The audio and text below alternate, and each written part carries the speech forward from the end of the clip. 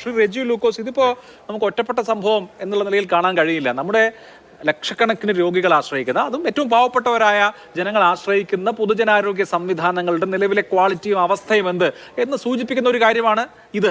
ഒരാൾ ലിഫ്റ്റിനകത്ത് കുടുങ്ങിപ്പോയി എന്നുള്ളതല്ല പ്രശ്നം. അങ്ങനെ സാങ്കേതിക തകരാറൊക്കെ സംഭവിക്കാം. പക്ഷേ 2 ദിവസം ആ ലിഫ്റ്റിനകത്ത് അയാൾക്ക് കഴിയേണ്ടി വരിക എന്ന് പറഞ്ഞാൽ അതീവ ഗൗരവതരമാണ് അവസ്ഥ. എന്ന് പറഞ്ഞാൽ രോഗാതുരമാണ് എന്ന് നമുക്ക് കൃത്യമായും പറയേണ്ടി വരും. ഇതിപ്പോ ആദ്യമായി സംഭവിക്കുന്ന കാര്യമല്ല.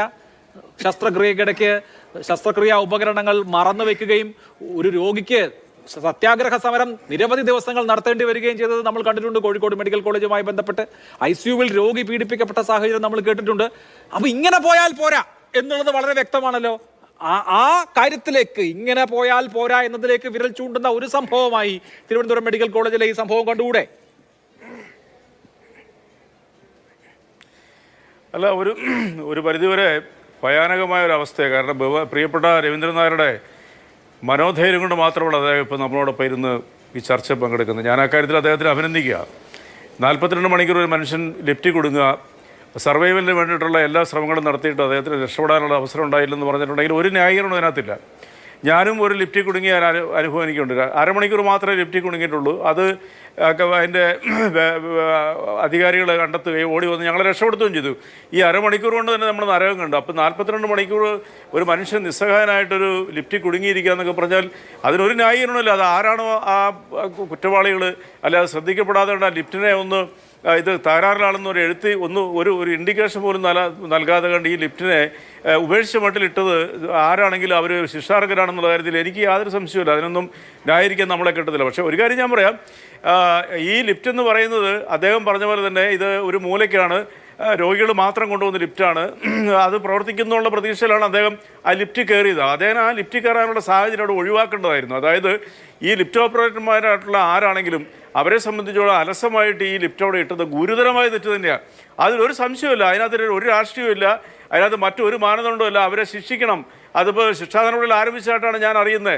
അവിടെ മെഡിക്കൽ കോളേജ് സൂപ്രണ്ടും അതുപോലെ തന്നെ പൊതുപ്രവർത്തകരും പോലീസും എല്ലാം കൃത്യമായ രീതിയിൽ അദ്ദേഹത്തിന് ഇടപെടുകയും ശിക്ഷാ നടപടികൾ സ്വീകരിക്കുന്നു പറയുകയും ചെയ്തിട്ടുണ്ട്. ഇനി ഇത് ആവർത്തിക്കാൻ പാടില്ലാത്ത രീതിയിൽ തന്നെ അത് ആവർത്തിക്കണം. അതിൻ്റെ പേരിൽ ഒരു സിസ്റ്റത്തെ നമ്മൾ അടങ്കലം കുറ്റപ്പെടുത്തുന്നതിന് അർത്ഥമൊന്നുമില്ല. മെഡിക്കൽ കോളേജ് എന്ന് പറയുന്നത് നേരത്തെ രവീന്ദ്രൻ ചേട്ടൻ പറഞ്ഞ പോലെ പല താലൂക്ക് ആശുപത്രികളിൽ നിന്നും മറ്റു ആശുപത്രികളിൽ നിന്ന് റെഫർ ചെയ്ത് അവിടെ വരുന്ന രോഗികൾ എന്തുകൊണ്ട് അവിടെ വരുന്നത്, അത് കൃത്യമായിട്ടുള്ള ചികിത്സ കിട്ടുന്നതിന് കൊണ്ട് മാത്രം വരുന്നത്. തന്നെയുമല്ല, കേരളത്തിലെ സർക്കാർ ഓഫീസുകളുടെയൊക്കെ ചിത്രങ്ങൾ മാറിക്കഴിഞ്ഞു.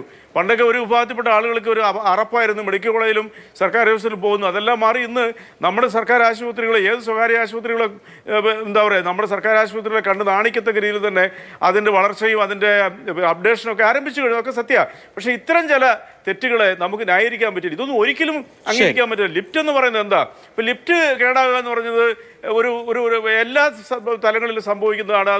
അതൊരു ടെക്നോളജി അതിനുണ്ട്. പക്ഷേ ഇന്നത്തെ കാലത്തെ ലിഫ്റ്റ് എന്ന് പറഞ്ഞാൽ, ഞാൻ ഈ ലിഫ്റ്റ് ഓപ്പറേറ്ററുടെ കാര്യം പറയും. ഇപ്പോഴത്തെ ലിഫ്റ്റുകൾ എന്ന് പറഞ്ഞാൽ ലിഫ്റ്റ് കേടായാലും അത് കൃത്യമായിട്ട് ഏത് ഫ്ലോറിലാണ് അവിടെ ചെന്നിട്ട് നിൽക്കത്തുള്ളൂ.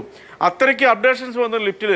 അപ്പോൾ അവിടുത്തെ ലിഫ്റ്റ് ഓപ്പറേറ്റ് ചെയ്യുന്നവരുടെ അലംഭാവം കൊണ്ട് മാത്രമാണ് സംഭവിച്ചത്. അവർ ശിക്ഷാർഹരാണ്. കർശനമായ നടപടി ഇതിനകത്ത് എടുക്കണം. കർശനമായ നടപടി ആരോഗ്യവകുപ്പ് സ്വീകരിക്കുന്നതായിട്ടാണ് എനിക്ക് കിട്ടിയ വിവരം എന്ന് പറയുന്നത്.